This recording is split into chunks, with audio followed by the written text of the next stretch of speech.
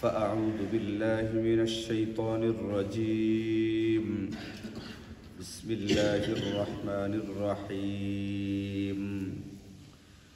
صبغة الله ومن أحسن من الله صبغة ونحن له عابدون.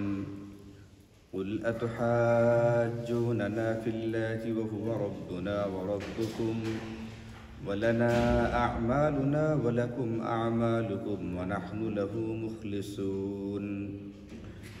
أم تقولون إن إبراهيم وإسماعيل وإسحاق ويعقوب والأسباط كانوا هودا أو نصارى قل أأنتم أعلم أم الله ومن أظلم ممن كتم شهادة عنده من الله وما الله بغافل عما تعملون.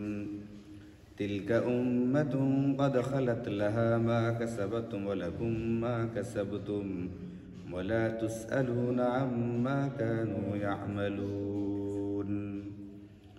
صدق الله مولانا العلي العظيم.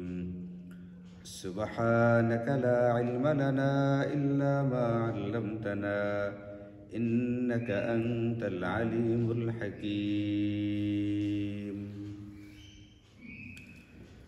আলহামদুলিল্লাহ, আল্লাহ পাকের মেহেরবানি আর দয়া যে আল্লাহ তাআলা আমাদেরকে আমাদের নিয়মিত তাফসীরের মজলিসে বসার তৌফিক দিয়েছেন। আজকে আমরা সূরাতুল বাকারা এর প্রথম পারার শেষ কয়েকটি আয়াতে কারিমা তেলাওয়াত করেছি। তো আলোচনা চলছিল ইহুদি আর খ্রিস্টানদের বিভিন্ন রকমের উদ্ভট এবং কাল্পনিক দাবি দাবার ব্যাপারে। তারা বিভিন্ন রকম দাবি করত। এই ধরনের একটা দাবি ছিল এটা যে খ্রিস্টানরা বলতো আমাদের কাছে একটা হলুদ বর্ণের রং আছে। তো যখন কোনো ব্যক্তি আমাদের খ্রিস্ট ধর্মে আসে, খ্রিস্ট ধর্ম গ্রহণ করে, তখন তারা ওই পানিটা দিয়ে ব্যক্তিটাকে গোসল করাইত। এতে করে তার খ্রিস্ট ধর্মটা যে গ্রহণ করা হয়েছে এটা তারা মনে করত পরিপূর্ণতা লাভ করছে, এবং তারা এটা খুব গর্ব করে বলতো যে আমাদের ধর্মে তো এমন একটা রং আছে যে রংটা আমাদের ধর্মে যারা আসে তারা গ্রহণ করে। মুসলমানদের তো এই ধরনের কোনো রং নাই, সুতরাং মুসলমানরা মুসলমানিত্ব গ্রহণ করলেও তাদের পরিপূর্ণতা আসার মতো কোনো সুযোগও নেই। এখন এই যে তাদের বানোয়াট একটা দাবি, একটা কথা, কাল্পনিক একটা কথা, এই কথাটা যেহেতু তারা বলতো এবং দাবি করতো, এই জন্যে আল্লাহ তাআলা নিজে কুরআনুল কারিমে তাদের এই দাবির পরিপ্রেক্ষিতে একটি আয়াত নাজিল করে আমাদেরকে আল্লাহ তাআলা বলে দিয়েছেন এটা এখানে মুসলমানদের হতাশ হওয়ার বা পেরেশান হওয়ার কোনো কারণ নেই। আল্লাহ বলছেন তোমরা এটা তাদেরকে বলে দাও। কি বলে দাও? সিবগাতাল্লাহ, বলে আমরা আল্লাহর রং ধারণ করেছি। তারা তো পানির রং ধারণ করে, আমরা আল্লাহ পাকের দেওয়া রংকে গ্রহণ করে নিয়েছি। বলে আল্লাহর দেওয়া রং বলতে এখানে কি বোঝানো হইতেছে? আল্লাহর দেওয়া রং বলতে এখানে আল্লাহ পাকের দ্বীনকে বোঝানো হইতেছে। আল্লাহ তাআলা যে দ্বীনে ইসলাম আমাদেরকে দিয়েছেন, আমরা এই দ্বীনে ইসলামকে মনে প্রাণে গ্রহণ করে ফেলেছি।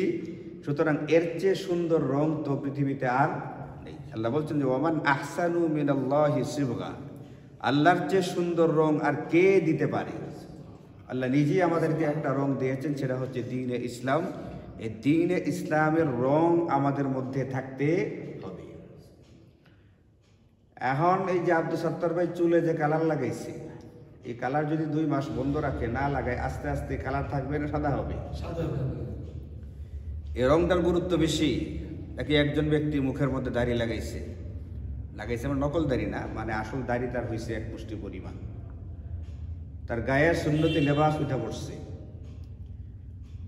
তাকে মুসলমানরা না শুধু সমাজের সবাই দেখে 5 ওয়াক্ত নামাজের সময় এই ব্যক্তিরা মসজিদে আনাগোনা করে। এই যে আনাগোনার রংটা, এই যে দাড়ির যে রংটা, লেবাসের যে রংটা, এই লোকটা যখন মানুষের সঙ্গে লেনদেন করে হালাল হারামের বাছ বিচার করে, যদি বুঝতে পারে এটা সুদ বা ঘুষ, বলে ভাই আমি এটার মধ্যে নেই। এই যে বাছ বিচারটা করে, এটাও একটা রং। হালাল হারামের বাছ বিচার করা একটা রং। শরীয়তের বৈধ জিনিসটাকে গ্রহণ করে, অবৈধটাকে গ্রহণ করে না। এই যে রংটা, এই রংটা কি কখনো যাবে না? স্থায়ী একটা রং, এটা একটা স্থায়ী রং। একজন ব্যক্তি দিনদার যদি হয়ে ওঠে, সমাজের মানুষ যদি সাক্ষী দিতে শুরু করে ব্যক্তিটা তো দিনদার, এটা দিন মানে, এটা নামের মুসলমান না, শুধু যে নাম মুসলমান আব্দুর রহমান আব্দুর রহিম এই টাইপের না, ব্যক্তিটার ভিতরে ইসলামকে চর্চা করার, অনুসরণ করার একটা ব্যাপার আছে। এটাও কিন্তু একটা রং। আল্লাহ বলছেন তোমরা এই রংটা ধারণ করো, এই রংটা আল্লাহ তাআলার পক্ষ থেকে তোমাদেরকে দেওয়া হয়েছে। এই জন্য সিবগাত আল্লাহ যে আয়াতটা মুফাসসিরিনে কেরাম দুই রকমের অনুবাদ করছেন। একটা হয়েছে, একটা তর্জমা হলো এটা, আমরা আল্লাহ পাকের দেওয়া রং গ্রহণ করে নিয়েছি, অর্থাৎ দ্বীনে ইসলামকে কবুল করেছি, এখন আমার পুরা বডির মধ্যেই দ্বীনে ইসলাম দেখা যায়। আর একটা হচ্ছে আল্লাহ পাক হুকুম দিচ্ছেন, এটা সিবগাত আল্লাহ, তোমরা আল্লাহর দেওয়া রং গ্রহণ করো, মানে আল্লাহ পাকের দেওয়া দ্বীনে ইসলামকে নিজের জিন্দেগির সকল ক্ষেত্রে চর্চা করো, অনুশীলন করো। এটাও এক প্রকারের রং। আমরা আল্লাহর দ্বীনের রঙে রঞ্জিত হয়ে গেলাম, আমরা দ্বীনের রঙে রঙ্গিত হইলাম। যেমন বা এটা আছে, আপনারা শুনছেন দাওয়াত তাবলীগের সাথীরা বলে একটা আয়াত খুব বেশি, ওয়ামান আহসানু কাওলাম মিম্মান দাআ ইলাল্লাহি ওয়া আমিলা সালিহা। ওই ব্যক্তির কথার চেয়ে উত্তম কথা আর কার হতে পারে, যে নাকি মানুষকে আল্লাহর দিকে ডাকে, সৎকর্ম করে, আর এই কথা বলে ওয়াকালা ইন্নানি মিনাল মুসলিমিন, আমি মুসলমানদের অন্তর্ভুক্ত। এই যে আমি মুসলমানদের অন্তর্ভুক্ত এটা বলে, এটা কিভাবে বলে? সে তাকে দেখলেই ধরা পড়ে সে একজন মুসলমান। এটা মুখে মুখে বলতে হবে না যে আমি মুসলমান, জনে জনে গিয়ে বলা, ঘরে ঘরে গিয়ে বলা, মাইকে এলান দেওয়া আমি একজন মুসলমান, আমি একজন মুসলমান, এটা না। এই ব্যক্তিরা যে সমাজে চলে, যে সমাজে বসবাস করে, এই সমাজের প্রত্যেকটা ব্যক্তি জানে যে এই ব্যক্তিটা প্রকৃত মুসলমান। বলে কেন? দেখা সাক্ষাৎ হলেই সে সালাম কালাম করে। ইসলামের একটা রীতি তার ভিতরে আছে।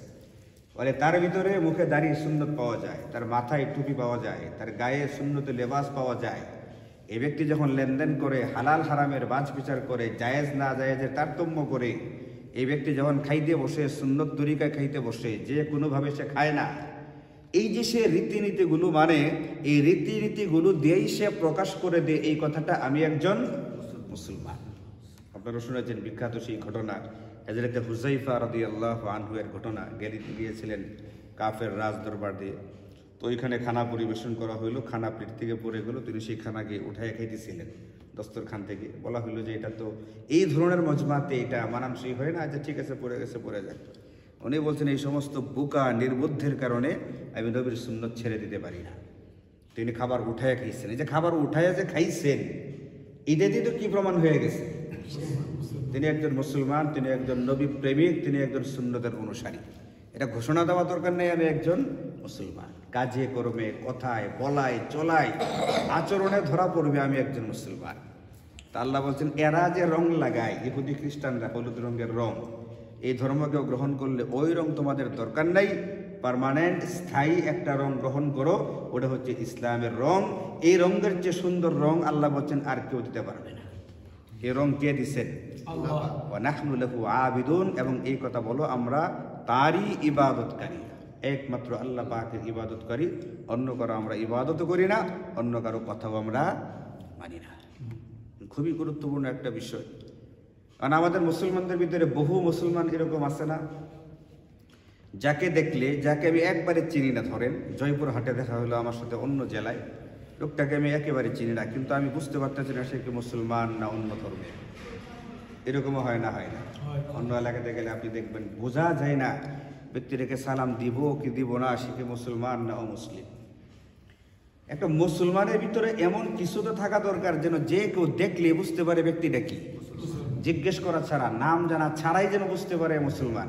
এতটুকু নিদর্শন যদি একটা ব্যক্তির ভিতরে না থাকে, তাহলে সে তো আল্লাহর রং তার গায়ে কি করলো না, মাখাইল না। তাহলে আমার গায়ে এতটুকু রং থাকা দরকার না? দরকার না। এই সাইদুল বাইরে যদি কেউ দেখে ঠাকুর গাবে, আচ্ছা দেখে কি মনে করবে? জুব্বা দেখলে সে মনে করবে বৌদ্ধ না হিন্দু মনে করবে, আরে মুসলমান। দেখলে বুঝবে না যে মুসলমান, দেখলে বুঝবে মুসলমান। কেন? তার গায়ে একটা জুব্বা আছে, দাঁড়িয়ে আছে, টুপি আছে, এগুলো আমাদের শিয়ার, আমাদের ইসলাম ধর্মের প্রতীক। কাজে আমাদেরকে আল্লাহ তাআলা বলছেন, এটা নির্দেশ দিচ্ছেন যে তোমরা আমার রঙে রঙিন হয়ে যাও। আল্লাহর রঙে রঙিন মানে আল্লাহর দেওয়া দ্বীন আর ইসলামকে নিজের জিন্দগির সকল ক্ষেত্রে, এটা রাজনীতির ক্ষেত্রেও কিন্তু, রাজনীতির ক্ষেত্রেও আমার কি থাকতে হবে? ইসলামের রংটা আমার মধ্যে থাকতে হবে। আমি যেন বেঈমান কাফেরদের রঙে রঙিন না হয়ে যাই। খুবই গুরুত্বপূর্ণ একটা কথা। আল্লাহ তাআলা বোঝার তৌফিক দান করুন। মুসলমানদের বহু মুসলমান এরকম আছে, তার গায়ে কিন্তু এই রং নাই। আজকাল তো নামের মধ্যেও থাকে না। আগে তো এটা বলতো তো অন্তত যে নামে মুসলমান, এখন দেখি অনেকের নাম এমন রাখে যে এই নাম দ্বারা ঠিক বোঝা যায় না এটা কি আসলে হিন্দু না মুসলমান। নামটা শুনেও একটা খটকার ভিতরে পড়তে হয়। এরপরে এটা গেলো একটা দাবি তাদের, তারা রং দিয়ে গোসল করাইতো, এই জন্য মনে করতো আমাদেরটা পরিপূর্ণ ধর্ম আর মুসলমানদের ধর্মটা কি না পরিপূর্ণ। আল্লাহ বলে দিয়েছেন বেটা তোদের চেয়ে উত্তম রং আমি দিয়ে দিচ্ছি, এটা একবারে পার্মানেন্ট স্থায়ী শরীরের ভিতরে থাকে। 2 নম্বর তারা একটা দাবি করতো এটা যে আল্লাহ পাকের রহমত আমাদের উপরে বেশি। বলে কেন তোমাদের উপরে বেশি? ইহুদি খ্রিস্টানরা বলতো এটা মুসলমানদেরকে, আল্লাহর রহমত তোমাদের উপরে এই পরিমাণ নাই যে পরিমাণ আমাদের উপরে আছে। বলে কেন? বলে তিনি আমাদের রব, আমাদের ভিতরে বহু নবী আর রাসূল পাঠাইছেন, এই কারণে রহমত তো আমাদের মধ্যে বেশি। তো আল্লাহ তাআলা নবীজিকে বলে দিয়েছেন, নবীজি আপনি বলে দিন, কুল আপনি এদেরকে জানান, আতুহাজ্জুনানা ফিল্লাহ, তোমরা আল্লাহ পাকের রহমতের ব্যাপারে আমাদের সঙ্গে তর্কে লিপ্ত হও, বিতর্ক করো। মনে রাখবা ওহু রব্বুনা ওয়া রব্বুকুম, তিনি আমাদেরও প্রতিপালক তোমাদেরও প্রতিপালক। তোমাদের প্রতিপালক তখন ছিলেন যখন তোমরা তার নির্দেশ মতো চলতা, যখন তার নবীর সুন্নত অনুযায়ী চলতা। কিন্তু এখন আমরা ওই রবের অনুসরণ করি এবং তার পাঠানো নবীর সুন্নতের অনুসরণ করি। এই জন্য প্রকৃতপক্ষে এই মুহূর্তে তিনি আমাদের রব, আর তোমরা রব দাবি করলেও কিন্তু প্রকৃতপক্ষে তোমরা তোমাদের রবের হক কি করতেছো না, আদায় করতেছো না। এই ক্ষেত্রে মনে রাখবা এক কথা, ওয়ালানা আমালুনা ওয়ালাকুম আমালুকুম, তোমরা কথা কাজে যা দাবি করতে থাকো, আমাদের আমলগুলো আমাদের আর তোমাদের আমলগুলো তোমাদের। তোমরা যে আমাদের নবীজিকে মানতেছো না, শেষ নবীকে মানতেছো না, না মাইনাও দাবি করতেছো আল্লাহর রহমত তোমাদের উপরে বেশি, না মাইনাও দাবি করতেছো তোমরা আল্লাহ পাকের বান্দা, এটা সেটা এইগুলো যে দাবি করতেছো, এই ক্ষেত্রে মনে রাখবা ওয়া নাহনু লাহু মুখলিসুন, আমরা খুলুসিয়তের উপরে আছি, আমরা একনিষ্ঠতার উপরে আছি, আমরা খাঁটিভাবে তার ইবাদত করি, একনিষ্ঠতার সঙ্গেই তাকে অনুসরণ করি, তাকে মানি। কিন্তু তোমাদের মানাটা কিন্তু কি না, একনিষ্ঠ না। তোমাদের মানাটা খাঁটি মানা না। কেন? তোমরা যদি মানতাই তাহলে তো তোমরা তোমাদের নবী হযরতে মূসা এবং হযরতে ঈসা আলাইহিস সালামকে যেরকম মানো, এরকম ওই রবকে মানলে ওনারা দুইজন যে রবের পক্ষ থেকে প্রেরিত রাসূল, আমাদের যিনি বর্তমান নবী মুহাম্মদ সাল্লাল্লাহু আলাইহি ওয়াসাল্লাম, তিনি তো ওই রবের পক্ষ থেকেই পাঠানো নবী, তাহলে তাকে কেন মানো না? তাহলে তোমাদের মানা না, খাঁটি মানা নয়। আমাদেরটা খাঁটি, কারণ আমরা আগেও বলে আসছি লা নুফাররিকু বাইনা আহাদিম মিনহুম, আমরা হযরতে মূসা, হযরতে ঈসা এবং নবীজির মাঝখানে কোনো পার্থক্য করি না। নবী হিসাবে যেরকম আমাদের নবীজির উপরে ঈমান এনেছি, নবী হিসাবে হযরতে মূসা আর ঈসার উপরেও ঈমান এনেছি, তাদেরকেও বিশ্বাস করি তারা আল্লাহ পাকের পাঠানো নবী আর রাসূল। কিন্তু তোমরা খালি তোমাদের নির্ধারিত নবীকে মানো আর সর্বশেষ নবীকে কি করো না, মানো। এই জন্য তোমরা তোমাদের বলার উপরে, তোমাদের কথার উপরে ইখলাসের সাথে নেই, কিন্তু ওয়া নাহনু লাহু মুখলিসুন, আর আমরা ইখলাসের সাথে আসি, একনিষ্ঠতার সাথে সবগুলো মানার চেষ্টা করতেছি। তারা আরেকটা দাবি করতো, হযরতে ইব্রাহিম, হযরতে ইসমাইল, হযরতে ইসহাক, হযরতে ইয়াকুব এবং পরবর্তীতে আল্লাহ পাক আরো বহু নবী আর রাসূল পাঠিয়েছিলেন তাদের বংশধরদের মধ্যে, আল আসবাত। তারা দাবি করতো কানু হুদান আও নাসারা, অতীতে যত নবী আর রাসূল এসেছেন সবাই হয় ইহুদি অথবা খ্রিস্টান ছিলেন। এটা কারা দাবি করতো? নবীদের জামানার ইহুদি নাসারারা। নবীদের জামানার ইহুদি নাসারারা দাবি করতো এটা যে যত নবী আর রাসূল পৃথিবীতে এসেছেন সবাই ছিলেন হয় ইহুদি আর নতুবা খ্রিস্টান। অথচ আরেক আয়াতের ভিতরে সূরাত আলী ইমরানের ভিতরে আল্লাহ বলছেন মা কানা ইব্রাহিমু ইহুদিয়ান ওয়ালা নাসরানিয়া, হযরত ইব্রাহিম আলাইহিস সালাম ইহুদিও ছিলেন না, খ্রিস্টানও ছিলেন না। ইহুদি আর খ্রিস্ট ধর্মের শুরু হয়েছে হযরত ইব্রাহিম আলাইহিস সালামের বহু পরে। আর এখনো বুঝেন নাই কথাটা, যে ধর্মের শুরু হয়েছে কি অনেক পরে, ওই সময় হযরত ইব্রাহিম আলাইহিস সালাম ছিলেনই না। তিনি আবার ইহুদি ধর্মের অনুসারী কেমনে হবে? তিনি আবার খ্রিস্ট ধর্মের অনুসারী কিভাবে হবে? খ্রিস্ট ধর্ম তো শুরু হয়েছে হযরত ঈসা আলাইহিস সালামের জামানায়। এটা তো আমাদের নবীদের আগের সর্বশেষ নবী। ওই সময় কি ইব্রাহিম আলাইহিস সালাম ছিলেন? তিনি খ্রিস্টান কেমনে হবে? তিনি তো আরো বহু আগে অতীত হয়ে গেছেন। তো তো তারা দাবি করতো আম তাকুলুনা ইন্না ইব্রাহিমা, তোমরা কি এটা বলতে চাও, আল্লাহ বলতেছেন প্রশ্ন করেন এটা, তোমরা কি এটা বলতে চাও ইন্না ইব্রাহিমা ওয়া ইসমাঈলা ওয়া ইসহাকা ওয়া ইয়াকুব ওয়াল আসবাত, যে হযরত ইব্রাহিম, হযরত ইসমাইল, হযরত ইসহাক, হযরত ইয়াকুব এবং তার বংশধরেরা যারা নবী রাসূল ছিলেন, কানু হুদান আও নাসারা, তোমরা কি এটা বলতে চাও তারা ইহুদি অথবা খ্রিস্টান ছিলেন? অথচ আল্লাহ তো অনেক অন্য আয়াতে বলে দিচ্ছেন এটা, যে হযরত ইব্রাহিম এবং ইনারা কি ছিলেন না, ইহুদি এবং খ্রিস্টান ছিলেন না। নবীজি আপনি এখন এদেরকে প্রশ্ন করেন আআনতুম আ'লামু আমিল্লাহ, তোমরা বেশি জ্ঞানী না আল্লাহ বেশি জ্ঞানী?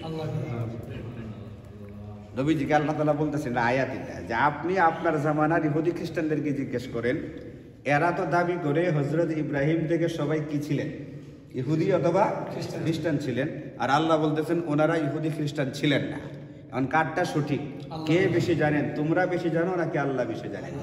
তোমরা যে দাবি করো আল্লাহর রহমত আমাদের উপরে বেশি, সরাসরি আল্লাহ পাকের কথার উল্টা দাবি করো, আবার এটা বইলা বসো যে আমাদের উপরে রহমত বেশি, বলো কিভাবে বেশি হবে?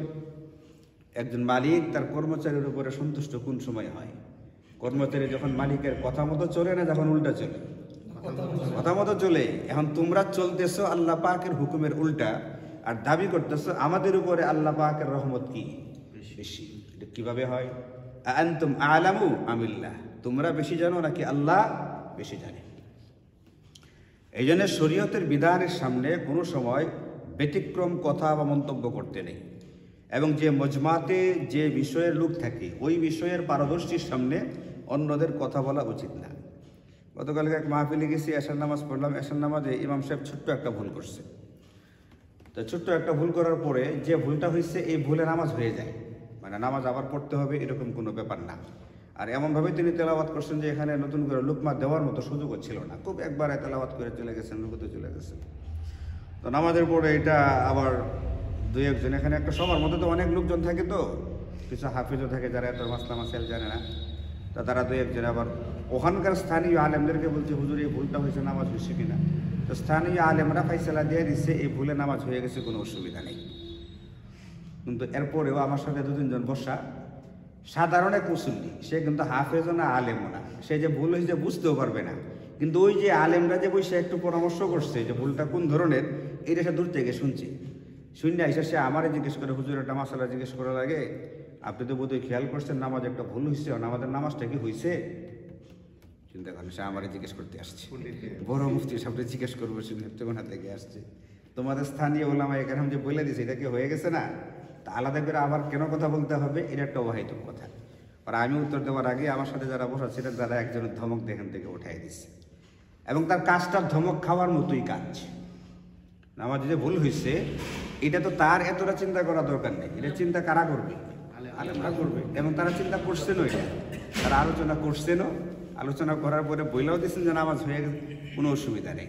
এরপরও আমার কাছে জিজ্ঞেস করার অর্থ হলো একটু বেশি, এটাকে কি বলে, একটু পণ্ডিতি বা একটু মাতবরি করার চেষ্টা করা, একটু বেশি বোঝার চেষ্টা করা না। সব ক্ষেত্রে সবার বেশি কি করার দরকার নেই, বোঝার দরকার নেই, বেশি বুঝতে গেলে অসুবিধা হয়।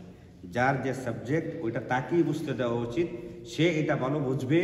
আমি আপনি যত বড় জ্ঞানী হই না কেন, আমি কিন্তু এতটা কি করবো না, বুঝবো। আল্লাহ হেফাজত করুক। ঢাকায় তো একটা বিল্ডিংয়ে ফাটল দেখা দিচ্ছে, একটা মাদ্রাসায় তো ফাটল দেখা দিচ্ছে, জামিয়া শরীয়া মালিবাগ। ওখানে আমারও কিছুদিন পড়ার সুযোগ হয়েছিল, খুব প্রাচীন একটা মাদ্রাসা, ওখানকার কিছু ফাটা দেখা দিচ্ছে, তো মাদ্রাসা বন্ধ দিচ্ছে। আচ্ছা বলুন, ওই মাদ্রাসায় বড় বড় আলেম আসছে, মালিবাগে বহুত বড় বড় আলেম, দেশসেরা আলেমদের ওখানে একটা বড় অংশ আছে, ওখানে যারা বাংলাতেও পারদর্শী, এলমি ক্ষেত্রেও পারদর্শী, লেখালেখিতে পারদর্শী, অনেক কিতাবপত্র ওখানে মালিবাগের উস্তাদদের আছে। যে বলেন এই যে ফাটল দেখা দিচ্ছে, যত বড় আলিমই হোক উনি, এই ফাটলের বেলায় কি ওনার এলম এখানে কাজ করবে? এটার জন্য কে লাগবে? ইঞ্জিনিয়ার লাগবে। সাইকেল ভাই ভালো বলছে, এর জন্য লাগবে ইঞ্জিনিয়ার। যে মাদ্রাসা কিছুদিনের জন্য ছুটি দেওয়া হয়েছে, এখন পরামর্শ করা হবে যে এটা কি মানে মেরামত যোগ্য নাকি এটা আবার একবারে ভাঙ্গা নতুন করে করতে হবে। এটা তো এত বড় বড় আলেম আছেন মালিবাগ জামিয়াতে, এটা ওনাদের কিনা বিষয় না, এই জন্য ওনারা এই দায়িত্ব নেনও নেই। ওনারা ইঞ্জিনিয়ার আনবেন, পরামর্শ করবেন, এই জন্য মাদ্রাসা এক সপ্তাহের জন্য কি দিচ্ছেন, ছুটি দিয়ে দিচ্ছেন, যে পরামর্শ করে আগে দেখি, যদি মনে হয় যে মেরামত করে আবার এখানে কাজ চালানো যাবে তাহলে ছেলেদেরকে জানানো হবে, আর নয়তো বা ছুটিটা হয়তো বা কী করে দেওয়া হবে, আরও বাড়ায় দেওয়া হবে, অথবা অন্য কোনো বিল্ডিং ভাড়া নিয়ে এটা নতুন করে করা হবে। এই জন্য যার যে বিষয় তাকে সেই বিষয়ে কথা বলতে হবে, অন্যদের এখানে দরকারই নেই। তা আল্লাহ তাআলা বলতেছেন নবী যে আপনি এদেরকে জিজ্ঞেস করেন এরা বেশি জানে না আল্লাহ বেশি জানে? এদের কথাবার্তায় মনে হয় এরা আল্লাহর চেয়ে বেশি জানে, নাউজুবিল্লাহ। কারণ আল্লাহ বলছেন অন্য আয়াতে হযরত ইব্রাহিম ইহুদিও ছিলেন না, খ্রিস্টানও ছিলেন না, ওমা কানা মিনাল মুশরিকিন। এমনকি ইব্রাহিমের জামানে যে ধর্মটা ছিল মুশরিকের ধর্ম, ওই ধর্মেরও তিনি অনুসরণ করতেন না।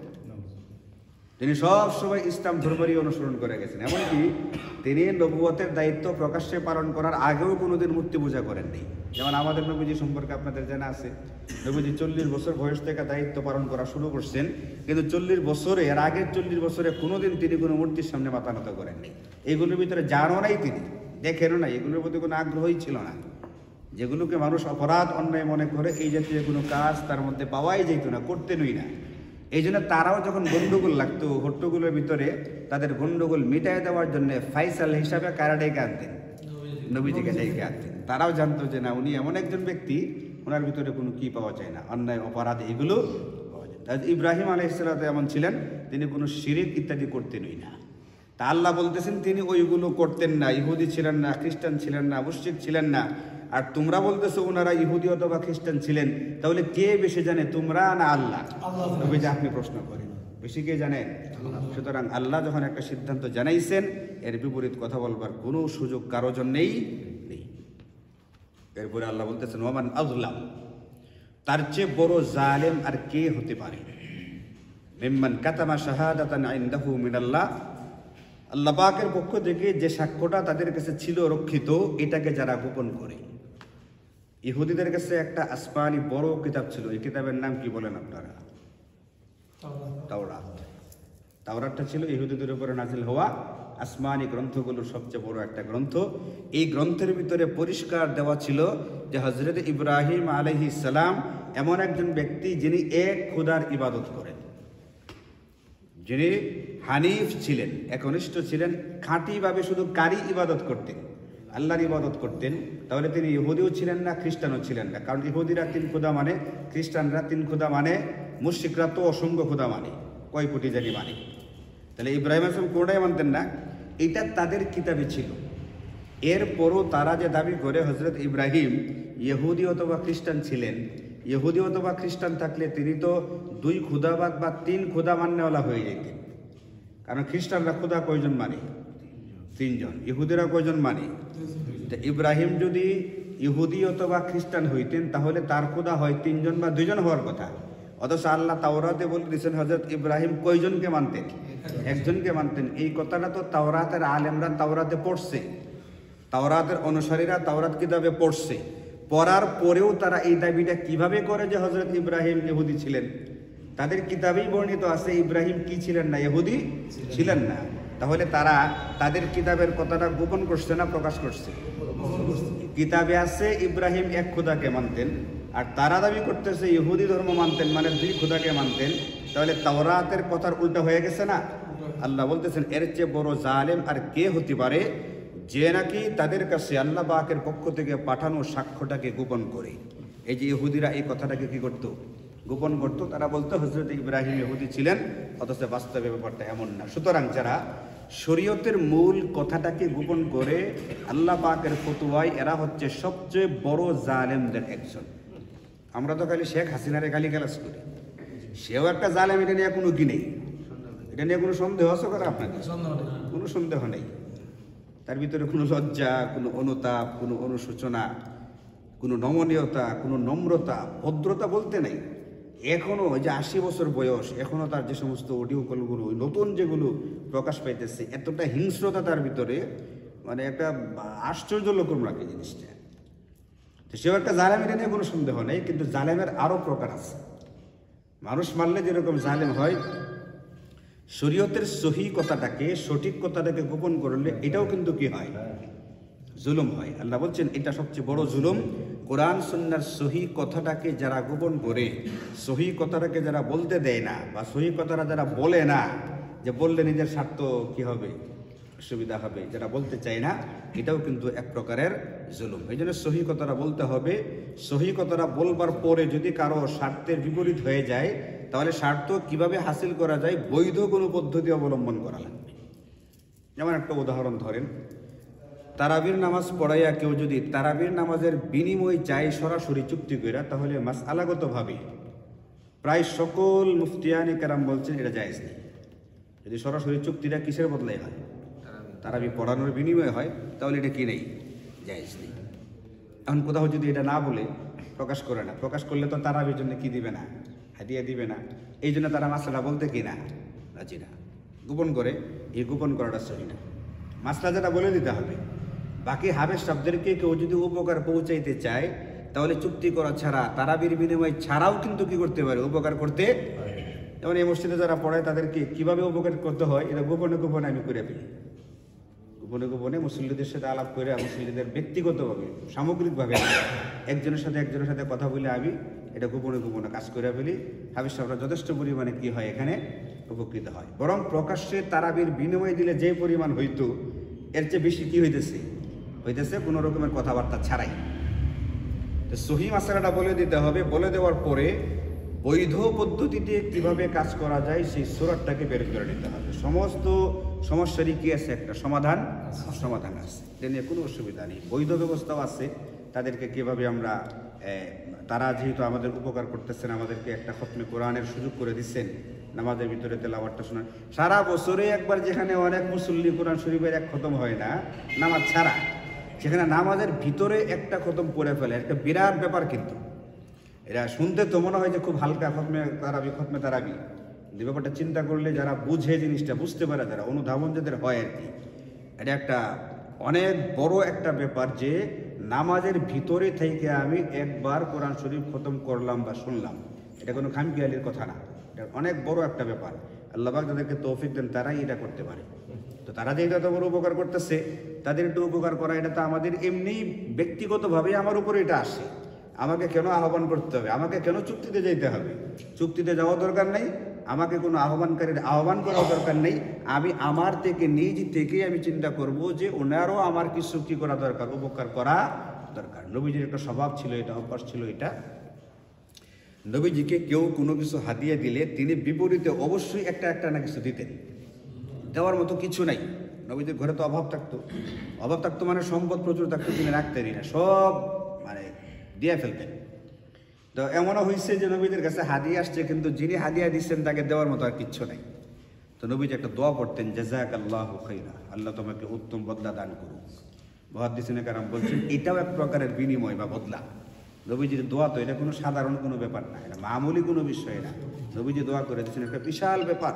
তো যেখানে নবীজি কেউ হাদিয়া দিলে তিনি অবশ্যই একটা দিতেন। আর হাফিজরা রমজানে আমাদেরকে এত বড় উপকার করবে, আমাদের পক্ষ থেকে কি তাদেরকে কিছু করা উচিত না? এটার জন্য আহ্বান কেন করতে হবে? এটার জন্য চুক্তিতে কেন যাওয়া লাগবে? এত শর্ত সারা কেন লাগবে? অনেকে আছে আবার এটা বিপরীত সুযোগ গ্রহণ করে, মাসলা পাইছে জায়েজ নাই, একবারে কুট মেরা বসে থাকে। হাফেজ সাহেবকে এক ঢুক পানিও পান করতে দেওয়া যাবে না আমাদের মহল্লা থেকে, তাহলে কিন্তু হারাম হয়ে যাবে। বিরাট মাসলা, মানে যেটা নিজের সুবিধা, এই মাসলা আবার কি করে সে বিরাট না, এগুলো করা যাবে না।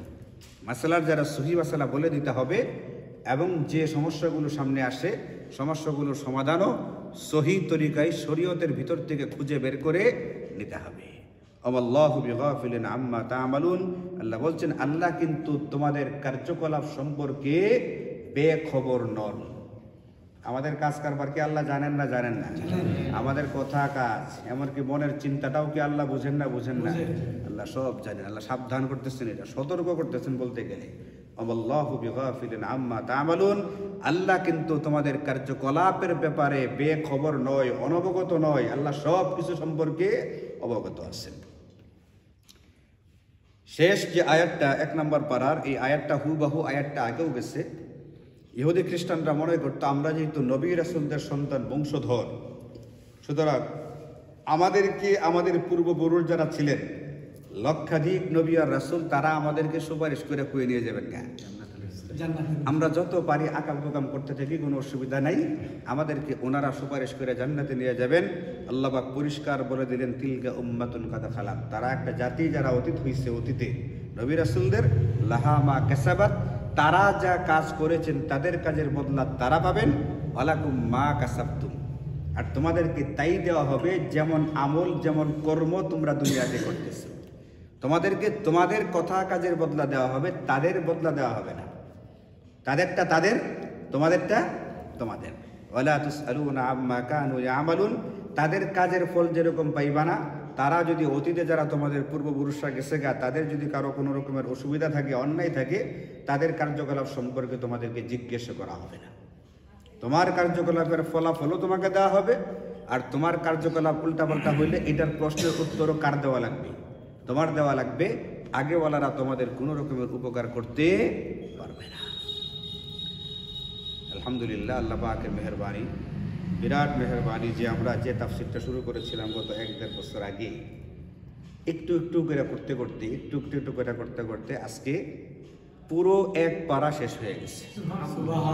30 পারার ভিতরে একটা পারা শেষ করার তৌফিক আল্লাহ পাক দিয়েছেন। আল্লাহ যেন আমাদেরকে পুরা 30 পারা অন্তত এই মসজিদে একবার খতম করার কি দেন, তৌফিক দেন। এরপরে যেন কিয়ামত পর্যন্ত যত নসল প্রজন্ম আসতে থাকবে তারা যেন এই তাফসিরের ধারাবাহিকতা ধরে রাখতে পারে ইনশাআল্লাহ। এই জন্য আলহামদুলিল্লাহ যে আমাদেরকে আল্লাহ তাআলা, আমরা যারা ছিলাম নিয়মিত, যে আমরা অন্তত এক পারার তাফসির কি করতে পারলাম, শুনতে পারলাম, তাফসির করার সুযোগ হলো। আজকে একটু জিলেবি টেলিবা হইলে ভালো হইতো না? একটা মনেই ছিল না, জানাও ছিল না যে এক পারা কি হয়ে যাবো, আজকে শেষ হয়ে যাবো। কত যাই হোক, এখন তো না, এখন তো সময় শেষ। 5 মিনিট করেন জিলাপি নিয়ে কে যে বনতে গাড়ি আছে কারো? হ্যাঁ, আমারটা আছে না? আপনারা জান লইয়েন। হ্যাঁ, না এটা আমরা শিক্ষাটা শেষ করি, পরে একজনে খালি শিখাই দেবেন, চাপতে বন্ধ করে দেবো না, তাহলে খালি লালটার মধ্যে চাপ দিলে হবে, তাই না? তো আজকে আমরা যতটুকু তাফসির করলাম, এই তাফসিরের খুলাসা বা সারাংশ কথাটা যারা, এই টাকা নিলেন না, টাকা লই। হ্যাঁ, আজকে যতটুকু তাফসির করলাম, তাফসিরের খুলাসা বা সারাংশ কথা যেটা, শিক্ষণীয় বিষয়গুলো যেগুলো আছে তার ভিতরে 1 নম্বর শিক্ষণীয় বিষয় হচ্ছে এটা, আল্লাহ আমাদেরকে বলছেন আমরা যেন আল্লাহ পাকের রঙে রঙিন হই। অন্য কোনো রঙে যাতে রঙিন, আল্লাহর রঙে রঙিন হওয়ার অর্থটা কি শুরুতে তাফসিরে বললাম, যেন আমাকে দেখলে বোঝা যায় আমি একজন কি মুসলমান। 2 নম্বর শিক্ষণীয় বিষয় হচ্ছে এটা যে আল্লাহ পাক আমাদের রব, আমাদের আমল আমাদের উপকারে অথবা আমাদের বিপরীতে যাবে, এই জন্য আমরা ইখলাসের সাথে, একনিষ্ঠতার সাথে আল্লাহ পাকের ইবাদত আর বন্দেগী করব। এটা হচ্ছে আমাদের কাজ। ইহুদি খ্রিস্টানদের সাথে আমাদের বিতর্কে যাওয়া দরকার নাই। আল্লাহ পাক নিজে বলে দিচ্ছেন তাদের এই বিতর্ক একটা ওয়াহিতুক বিতর্ক, তাদের দাবিগুলো একটা উদ্ভট কাল্পনিক দাবি। এই দাবিগুলোর কোনো কি নেই, ভিত্তি নেই। বাস্তবতা হচ্ছে এটা, আল্লাহ পাকের রহমত, যেহেতু আমরা আল্লাহ পাকের দ্বীন ইসলামকে মানতেছি আমাদের উপরে, কাজে আমরা যেন ইখলাসের সাথে কার ইবাদত করি, আল্লাহ পাকের ইবাদত করি। 3 নম্বর শিক্ষণীয় বিষয় হচ্ছে এটা, হযরত ইব্রাহিম থেকে শুরু করে নবী রাসূল যারা ছিলেন তারা কেউ ইহুদি অথবা খ্রিস্টান ছিলেন না, যেমনটা দাবি করে কারা, ইহুদি খ্রিস্টানরা। তাদের এই দাবি সহি না। আল্লাহ বলছেন বিশেষ করে হযরত ইব্রাহিম তিনি ইহুদিও ছিলেন না, খ্রিস্টানও ছিলেন না এবং মুশরিকও ছিলেন না। এবং এই ব্যাপারে আল্লাহ পাকের কথাটাই চূড়ান্ত। অন্য দুনিয়ার সব মিলে কোনো কথা বললেও সেটা কি হবে না, গ্রহণযোগ্য হবে না। 4 নম্বর একটা শিক্ষণীয় বিষয় হচ্ছে এটা যে জুলুম বিভিন্নভাবে হয়। এর ভিতরে একটা জুলুম এটাও যে কোরআন সুন্নাহর সহি কথাটাকে গোপন রাখা, সহি কথাটা বলা এটা চায় না। কারণ সহি কথা বললে কারো না কারো স্বার্থ কি হইতে পারে, নষ্ট হতে পারে। স্বার্থ পরিপন্থী হওয়ার কারণে সঠিক কথাটাকে যারা গোপন করে, কোরআন হাদিসের কথাটা যারা প্রকাশ্যে বলতে দেয় না, তারা এই পৃথিবীর সবচেয়ে বড় জালেমদের একজন। মনে রাখবেন, ইদানিং দেখতেছে অনেক স্টেজে, অনেক মাহফিলের স্টেজে কথায় কথায় বলতেছে বক্তাদেরকে যে আপনি নামাজ রোজা নিয়ে কথা বলেন, রাজনীতি নিয়ে কথা বলেন কেন? রাজনীতি কি ইসলামে নাই? হযরত ইউসুফ আলাইহিস সালাম রাষ্ট্র চালান নাই? হযরত সুলাইমান আলাইহিস সালাম রাষ্ট্র চালান নাই? এরকম একটা রাষ্ট্র গোটা পৃথিবীর বাদশা ছিলেন হযরত সুলাইমান আলাইহিস সালাম। ঘটনা এখানে বর্ণিত হয়েছে। হযরত দাউদ আলাইহিস সালাম রাষ্ট্রপ্রধান ছিলেন, তারা কি রাজনীতি করেন নাই? আমাদের নবীজি সাল্লাল্লাহু আলাইহি ওয়াসাল্লাম মদিনায় রাষ্ট্র পরিচালনা করেন নাই? হযরত ওমর, আবু বকর, উমর, উসমান, আলী তারা কি রাষ্ট্র চালান নাই? তাহলে ইসলামিক রাজনীতি আছে না? আছে না? এখন যারা মনে করে যে মাহফিলের ভিতরে শুধুমাত্র নামাজ রোজা নিয়ে কথা বলবেন, রাজনীতি নিয়ে বলবেন না কথা, তারা এই কথা বলতে চাই যে ইসলামের রাজনীতি নাই, ইসলামে শুধু নামাজ রোজা নিয়েই আছে। তো কোরআনে কি রাজনীতি আছে না? আছে না? এখন যারা কোরআনের এই কথাগুলোকে বন্ধ করে দেওয়ার চেষ্টা করে, আল্লাহ পাকের ফতুয়ায় এরাও কি সবচেয়ে বড় জালেম। না, কাফের তো আছে, কিন্তু আমরা যদি এইটাও ধরি, বর্তমান যে আয়াতটা পড়তেছি আমরা, যেটা আমান আজলামু, এখান থেকে যদি ধরি, অন্য আয়াতে আছে, আমরা যদি এখান থেকে ধরি, শুধু এই আয়াতের তর্জমাটা পরিষ্কার, সে হচ্ছে বড় জালেমদের একজন। এই জন্য শরীয়তের কথা বলতে হবে, কথা বলতে দিতে হবে। জিনিসটা মাথায় রাখতে হবে। 4 নম্বর শিক্ষণীয় বিষয়, যারা ইসলামের কোনো বিষয়কে বলতে বাধা দেয়, যারা বলতে দেয় না, এরা হচ্ছে সবচেয়ে বড় জালেম আল্লাহ পাকের ফতোয়ায়। 5 নম্বর শিক্ষণীয় বিষয় হচ্ছে, আমরা যাই করি না কেন মনে রাখতে হবে, কথা, কাজ, প্রকাশ্যে, গোপনে, এমনকি মনে মনেও যদি করি, এইগুলো সম্পর্কে কি অবগত আছেন? আল্লাহ পাক অবগত আছেন। আল্লাহ কিন্তু বেখবর না। আমরা দুনিয়াতে অনেক সময় পুলিশকে ফাঁকি দিতে পারি, সিআইডিকে ফাঁকি দিতে পারি, আল্লাহ পাকের সত্তাকে ফাঁকি দেওয়া কিনা সম্ভবপর না। এই জিনিসটা আমাদের মাথায় সব সময় রাখতে হবে। এবং সর্বশেষ যে শিক্ষাটা, 6 নম্বর শিক্ষা, সেটা হচ্ছে এটা, প্রত্যেকের কাজের হিসাব প্রত্যেককে আলাদা আলাদা দিতে হবে। আমি কোনো ভালো কাজ করলে এটার ফলটাও আমার থাকবে, অন্য কেউ নেবে না। আবার আল্লাহ না করুক, আমি কোনো খারাপ কাজ করলে এটার শাস্তিরা আমার উপরে আসবে, অন্য কারো উপরে আসবে না। আমার বাবার উপরেও আসবে না, আমার সন্তানের উপরেও আসবে না। আপনি ভালো কোনো কাজ করলে আপনারটা আপনার থাকবে, আল্লাহ হেফাজত করুক, আপনি কোনো খারাপ কাজ করলে এটার শাস্তিরও কার উপরে আসবে? আবার আপনার উপরে আসবে। আল্লাহ তাআলা আমাদেরকে শিক্ষণীয় বিষয়গুলোকে গ্রহণ করার তৌফিক দান করুন। ওয়া আখিরু দাওয়ানা আলহামদুলিল্লাহি রাব্বিল আলামিন।